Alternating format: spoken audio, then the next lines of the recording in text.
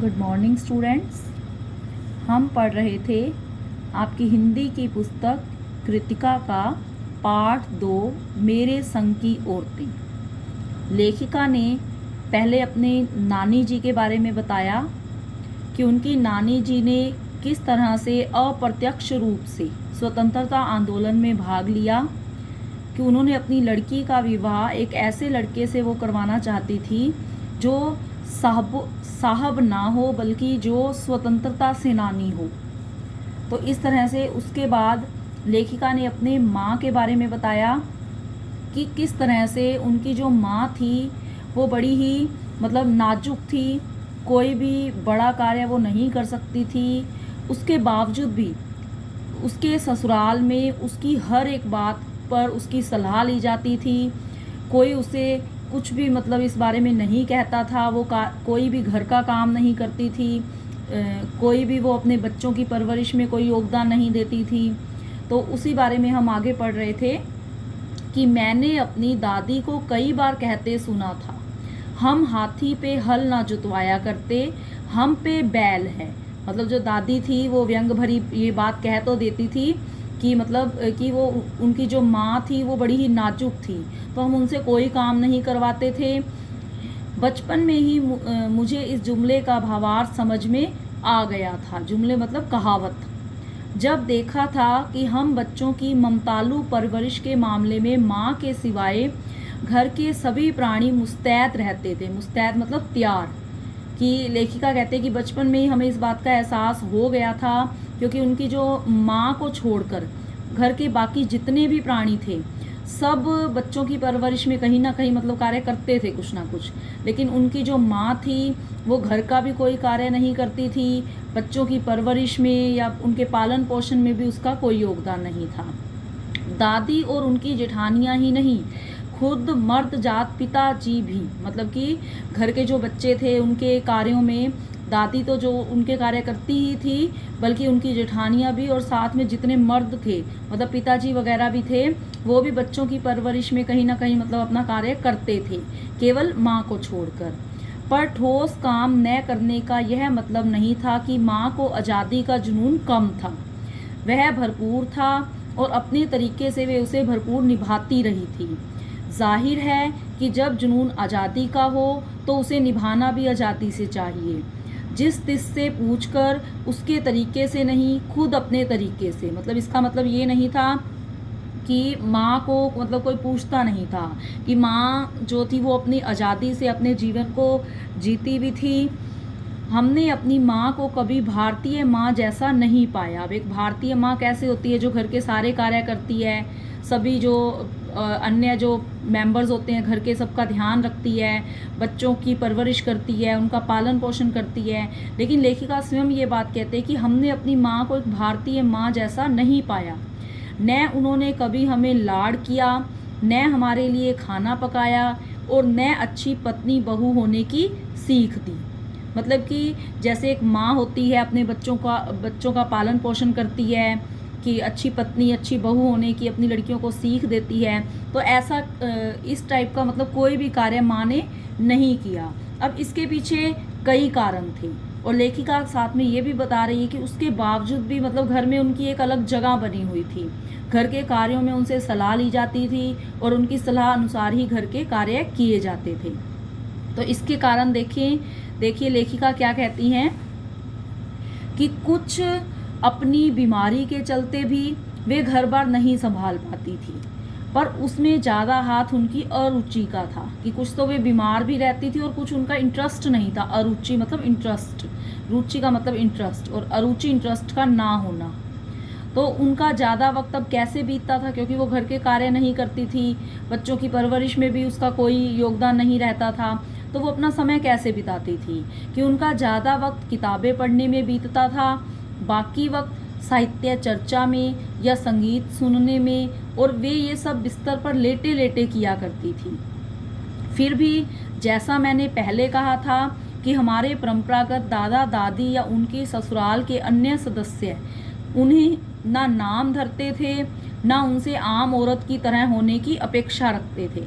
मतलब कि हमारे घर में जो और सदस्य थे, दादा दादी या और भी जो सदस्य थे ससुराल के, कि वो हर उनकी मतलब बात को माना भी करते थे और उनसे इस तरह के कार्यों की वो अपेक्षा भी नहीं रखते थे कि वो घर के कार्य करे या बच्चों के पालन पोषण में कोई कार्य करें।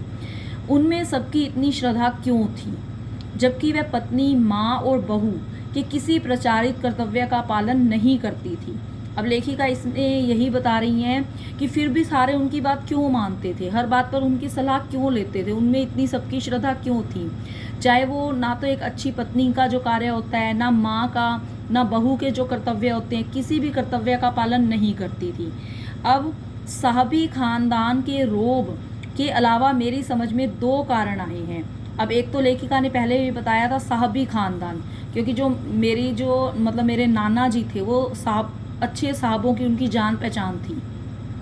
तो एक तो वो उस फैमिली से मतलब बिलोंग करती थी, इसलिए उसे कोई कुछ नहीं कहता था। फिर भी लेखिका बताती है कि और भी इसके कारण हैं कि वे कभी झूठ नहीं बोलती थी और वे एक की गोपनीय बात को दूसरे पर जाहिर नहीं होने देती। गोपनीय मतलब रहस्यमयी, कि अगर किसी की कोई बात उसे पता भी है तो वो दूसरे के सामने उसे प्रकट नहीं करती थी और वह कभी किसी से झूठ नहीं बोलती थी। तो उसके स्वयं के ऐसे गुण थे ये कुछ, कि जिसकी वजह से घर के जो ससुराल पक्ष के उनके लोग थे, मतलब दादा दादी वगैरह, सब उन्हें पूछते थे। पहले के कारण उन्हें घर वालों का आदर मिला हुआ था। पहले मतलब वे कभी झूठ नहीं बोलती थी, इसलिए घर के सब उनकी रिस्पेक्ट करते थे। दूसरे के कारण बाहर वालों की दोस्ती, कि वो किसी की बात को दूसरे के सामने प्रकट नहीं करती थी, इसलिए हर कोई व्यक्ति मतलब किसी की भी बात स्वतंत्रता पूर्वक उनके सामने कह देता था, इसलिए उसे बाहर वालों की दोस्ती मिली हुई थी। दोस्त वे हमारी भी थी। माँ की भूमिका हमारे पिता बखूबी निभा देते थे, मतलब माँ के जो कार्य होते हैं करने के, वो हमारे पिताजी कर देते थे। मुझे याद है बचपन में भी हमारे घर में किसी की चिट्ठी आने पर कोई उससे यह नहीं पूछता था कि उसमें क्या लिखा है। मतलब कि बचपन में अगर घर में किसी की चिट्ठी आती थी, अगर वो माँ के हाथ में जाती तो किसी की इतनी हिम्मत नहीं होती थी कि वो माँ से ये पूछे कि उसमें क्या लिखा है, भले वह एक बहन की दूसरी के नाम क्यों न हो, और माँ यह जानने को बेहाल हो कि बीमारी से वह उबरी या नहीं। छोटे से घर में 6 बच्चों के साथ सास ससुर आदि के रहते हुए भी हर व्यक्ति को अपना निजत्व मतलब स्वतंत्रता बनाए रखने की छूट थी। अब लेखिका इसमें कहती हैं कि चाहे घर हमारा छोटा था, 6 बच्चे थे, मतलब कि जो लेखिका थी वो 5 बहनें और 1 भाई था, तो 6 बच्चे थे, सास ससुर थे, और उसके बावजूद भी मतलब हर व्यक्ति को अपनी स्वतंत्रता, कि हर व्यक्ति स्वतंत्रता पूर्वक किसी भी क्षेत्र में जाना चाहता था तो वो जा सकता था। मतलब उस पर किसी तरह का कोई बर्डन नहीं था कि उसे ये बनाना है या वो बनाना है, जिसमें इंटरेस्ट था उसने वही कार्य किया। इसी निजत्व बनाए रखने की छूट का फ़ायदा उठाकर हम 3 बहनें और छोटा भाई लेखन के हवाले हो गए, मतलब लिखने लगे, हम लेखक बन गए। कि हमें किसी ने मतलब हमारे घर में ये रोक टोक नहीं थी कि किसने कौन सा कार्य करना है, तो पूरी तरह से स्वतंत्रता थी। और इसी स्वतंत्रता के चलते कि लेखिका कहते हैं कि हम 5 में से जो 3 बहनें थीं वो लेखिका बनी और हमारा एक छोटा भाई था वो भी लेखक बना। लीक से खिसके अपने पूर्वजों में माँ और नानी ही रही होती तो गनीमत रहती, मतलब सही रहता कि लीक से खिसके। देखिए लाइन कई बार आएगी इसमें, या आई है पहले। लीक से खिसकना क्या होता है, सबसे अलग चलना। लीक मतलब एक लाइन, अब हर कोई उस लाइन पे चल रहा है लेकिन एक अलग चल रहा है। तो लेखिका इसमें बता रही है कि जो नानी थी वो भी थोड़ा अलग चली, माँ भी अलग चली। फिर वो कहती है कि अगर इतना ही होता तो ठीक था, पर अपनी एक परदादी भी थी जिन्हें कतार से बाहर चलने का शौक था। कतार मतलब लाइन, कि एक परदादी जो थी हमारी वो भी कुछ अलग ही करती थी, मतलब सबसे अलग ही तरह का वो कार्य करती है ऐसा। उन्होंने व्रत ले रखा था कि अगर खुदा के फजल से, फजल मतलब दया से, उनके पास कभी 2 से ज़्यादा धोतियाँ हो जाएंगी तो वे तीसरी दान कर देगी। अब ये भी थोड़ा अलग ही तरह की थी कि वो अपने पास 2 ही धोतियाँ रखती, अगर कभी कहीं से मिल जाती या कुछ ऐसा होता तीसरी उसके पास आ भी जाती तो वो दान कर देती। जैन समाज में अपरिग्रह की सनक बिरादरी बाहर हरकत नहीं मानी जाती। अपरिग्रह का मतलब होता है कुछ ग्रहण ना करना। तो अगर मतलब उनके पास कहीं से कुछ आ भी जाती है ऐसा कुछ, तो तीसरी धोती अपने पास नहीं रखती थी। तो इसलिए वहाँ तक तो ठीक था, पर उनका असली जलवा तब देखने को मिला जब मेरी माँ पहली बार गर्भवती हुई। मतलब चलो इतनी तो बात ठीक थी कि धोतियों की बात थी, ये तो अगर कोई दान में दे भी दी तो कोई बात नहीं, लेकिन अब वो बिल्कुल ही सबसे अलग चलती थी। अब इसका असली जो नमूना था वो कब मिला कि लेखिका बता रही हैं कि जब उनकी माँ पहली बार गर्भवती हुई, कि मेरी परदादी ने मंदिर में जाकर मन्नत मांगी कि उनकी पतोहू क्या होता है, उनकी मतलब बहू जो थी, आगे जो मतलब बेटे की जो बहू थी, यानी कि लेखिका बता रही है उसकी माँ थी जो, कि परदादी ने ये इच्छा मांगी, ये मन्नत मांगी मंदिर में जाकर कि उनकी पतोहू का पहला बच्चा लड़की हो। अब देखिए यह गैर रवायती मन्नत मांगकर ही उन्हें चैन नहीं पड़ा। मतलब एक जो मन्नत मांगते हैं लोग वो ये मांगते हैं कि घर में पहला बच्चा लड़का हो, लेकिन परदादी ने मन्नत मांगी कि पहला बच्चा लड़की हो, और उसके बावजूद भी उन्हें चैन नहीं पड़ा। उसे भगवान और अपने बीच पोशीदा रखने की बजाय, पोशीदा मतलब गुप्त रखने की बजाय सरेआम उसका ऐलान कर दिया। मतलब ये बात नहीं कि उसने सिर्फ मंदिर में जाकर ये मन्नत मांगी, कि उसने सरेआम सबके सामने ये बात बताई कि वो मंदिर में जाकर ये मन्नत मांगा करती है कि उनकी बहू का पहला जो बच्चा है वो लड़की हो। लोगों के मुंह खुले के खुले रह गए। खुले के खुले मतलब हैरान। अब सब लोग हैरान ही होते थे कि लोग तो ये मन्नत मांगते हैं कि पहला बच्चा लड़का हो, और ये जो परदादी है ये कहती है कि पहला बच्चा लड़की हो। उनके फितूर की कोई वाजिब वजह ढूंढे ना मिली। अब उन्होंने ऐसी मन्नत क्यों मांगी, इसके पीछे कोई वजह नहीं थी। यह भी नहीं कह सकते थे कि खानदान में पुश्तों से कन्या पैदा ना हुई थी। पुश्तों से मतलब कई पीढ़ियों से, कई जनरेशन से। अब ऐसा तो था नहीं कि पहले कई पूर्वजों से कन्या पैदा ही ना हुई हो। कई बार होता है ना कि परिवार में काफ़ी समय तक लड़की नहीं होती, तो ये मन्नत मांग सकते हैं, लेकिन ऐसा तो था नहीं, पहले भी लड़कियां थी।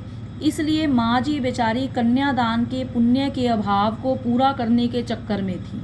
अब माँ जी के ऊपर तो ये बात आ गई ना कि उसे तो पहला बच्चा लड़की ही चाहिए था, क्योंकि पिताजी की ही नहीं दादाजी की भी बहनें मौजूद थी कि हाँ पहला बच्चा हर बहू का बेटा होता रहा था।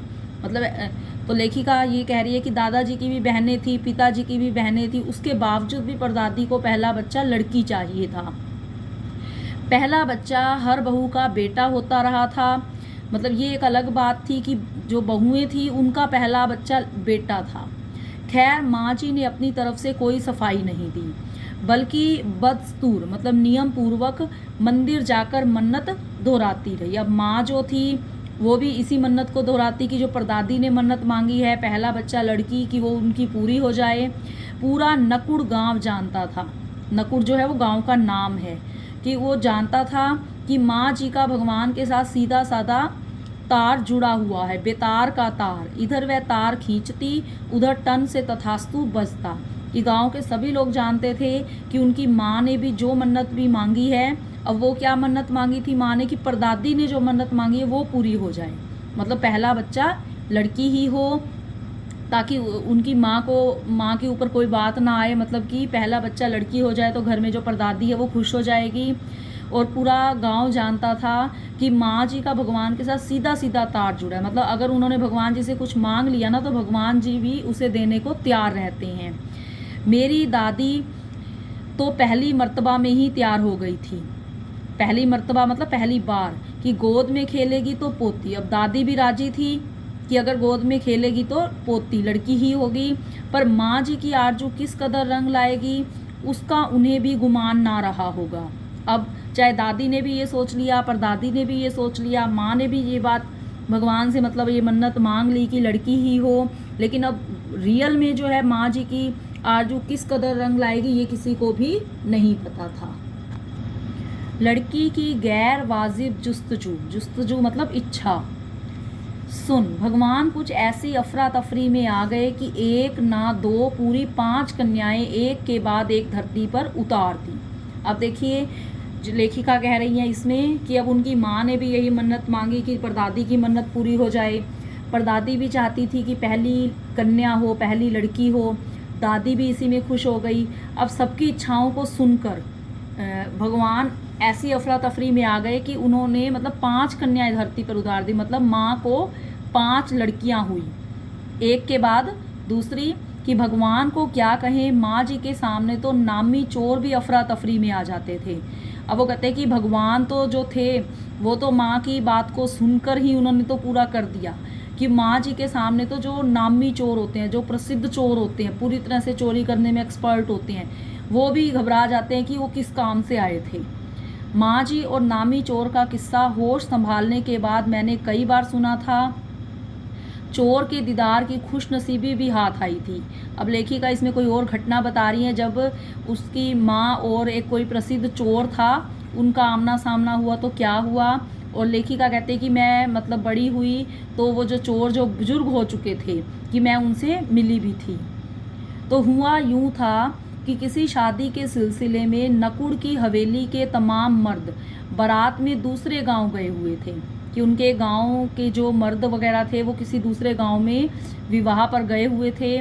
औरतें सज धज कर रत जग्गा मना रही थी। रत जग्गा होता है रात को जागना, जैसे लेडी संगीत वगैरह करते हैं। तो जो औरतें थी घर में वो सारी रात को जाग कर जो भी अपना नाच गाना कर रही थी।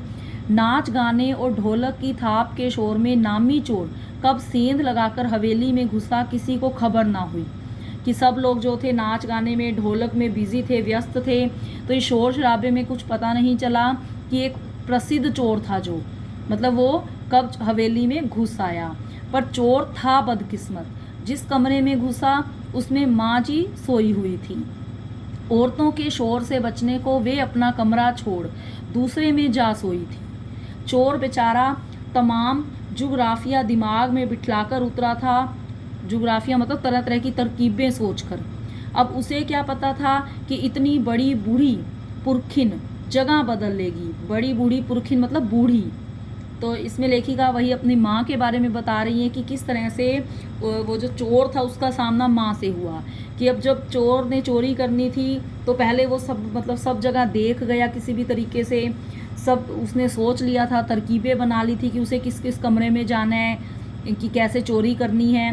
तो सारी ये तरकीबें सोच कर आया था। तो उसने माँ का कमरा भी मतलब देख लिया था और उसे यही था कि वो जो माँ बूढ़ी जो इस घर की बूढ़ी है वो उस कमरे में सोई होगी तो वो दूसरे कमरे में जाएगा। लेकिन हुआ क्या, जिस कमरे में चोर गया उस दिन माँ भी उसी कमरे में सो गई थी। तो अब उसे क्या पता था कि वो जगह बदल लेगी। खैर बुढ़ापे की नींद ठहरी चोर के दबे पाँव की आहट से ही खुल गई। कौन? माँ जी ने इत्मीनान से पूछा। जी मैं। चोर ने युगों से चला आ रहा पारंपरिक असंगत जवाब दिया। पारंपरिक मतलब पुराना। अब माँ जी ने पूछा भी कौन, तो उसने कहा कि मैं। पानी पिला, माँ जी ने कहा। माँ जी जो बहुत बूढ़ी हो चुकी थी। जी मैं। चोर झिझक कर रह गया। झिझक कर मतलब घबरा गया, सोच में पड़ गया कि अब माँ जी जो सोई पड़ी है वो पानी मांग रही है तो वो क्या करे। तब तक माँ जी बिस्तर के बराबर में टटोल कर देख चुकी थी लोटा खाली था। मतलब उसको आस पास में उसके जो लोटा पड़ा था माँ ने उसे खोज कर देख लिया था कि वो खाली था, उसमें पानी नहीं था। ऐसा कर उन्होंने कहा यह लोटा ले और कुएं से पानी भर ला, पर देख कपड़ा कसकर बांधे रखियो और तरीके से छानियो। अब जो माँ ने उस चोर को एक लोटा पकड़ा दिया और कहा कि इसमें कुएं से बाहर पानी भर ला और इसके ऊपर कपड़ा जो है वो कसकर बांध दियो और ढंग से ऊपर से पानी इसमें मतलब छान कर लेके आइयो। चोर घबरा गया। अंधेरे में इन्होंने कैसे जाना कि उसके मुंह पर कपड़ा बंधा है और कमर में भांग। भगवान से उनका तार जुड़े होने की खबर उसे भी थी, पर बुढ़िया भांग भी छानती होगी एकदम यकीन ना हुआ। इसी से कुछ हैरान परेशान हो उठा। मतलब जो चोर था उसने माँ के बारे में सुन रखा था तो वो सारी बातें समझ गया कि माँ ने उसे पहचान लिया है, इसलिए वो कुछ ऐसा कह रही है। जल्दी कर भाई, तभी माँ जी ने कहा, बड़ी प्यास लगी है, पर मैं तो चोर हूँ। मारे घबराहट और धर्म संकट के चोर सच कह गए। अब चोर ने मतलब अपने आप ही उनके सामने स्वीकार कर लिया कि मैं तो चोर हूँ। हुआ करे, माँ जी ने कहा। माँ जी ने कहा, भी तू जो भी है, प्यासे को पानी तो पिला, पर देख मेरा धर्म ना बिगाड़ियो, लोटे के मुंह से कपड़ा ना हटाइयो, हाथ रगड़ कर धो लीजियो और पानी कपड़े से छान कर भरियो। आप चोर के हाथ का पानी पी लोगी? अब चोर ने उससे पूछा, भी आप मेरे हाथ का पानी पी लोगी कि मैं तो एक चोर हूँ? कहा ना, रगड़ कर धो लीजो, सब नाच गाने में लगे हैं, तेरे और भगवान के सिवाय कौन धरा है जो पिलाएगा? भगवान वहीं कहीं उसके बराबर में धरे हैं। सुनकर चोर कुछ ऐसा अकबकाया मतलब घबराया कि लोटा उठाकर चल दिया। अब जब माँ ने कहा ना कि एक मेरे पास तो एक तुम हो जो पानी ला सकते हो और एक भगवान, अब ये बात सुनकर चोर घबराकर वहाँ से जो लोटा लेकर चल दिया। पूरी एहतियात के साथ पानी भरकर लोटा तो पहरेदार ने धर दबोचा। कुएं पर देख लिया गया था। तब माँ जी ने लोटे का आधा पानी खुद पीकर बाकी चोर को पिला दिया और कहा, एक लोटे से पानी पीकर हम माँ बेटे हुए। अब बेटा चाहे तू चोरी कर चाहे खेती। तो इस तरह से माँ ने लोटे का पानी पिया, उसको भी पिला दिया और उसे अपना बेटा कह दिया। और अब ये कहा कि तू चोरी कर या खेती। बेटा बेचारा किस लायक रह गया होगा, सो रोमांचक धंधा छोड़ खेती से लगा। सालों साल लगा रहा। अब माँ की बातों का असर उस चोर पर पड़ा और वो जो चोर था वो अब उसने जो रोमांचक धंधा था, जो अच्छा लगता था उसको, चोरी का धंधा, वो छोड़ दिया, खेती में लग गया। कई साल तक खेती करता रहा। जब मैंने उसे देखा, मैंने मतलब लेखिका कह रही है कि जब मैं बड़ी हुई, मैं भी उससे मिली, तो बड़ा भला मानुस कि बड़ा भला मनुष्य है, बूढ़ा लगा, मुझे डरा डरा हैरान सा। तो इस तरह से लेखिका इसमें अपनी माँ के स्वभाव के बारे में बता रही हैं।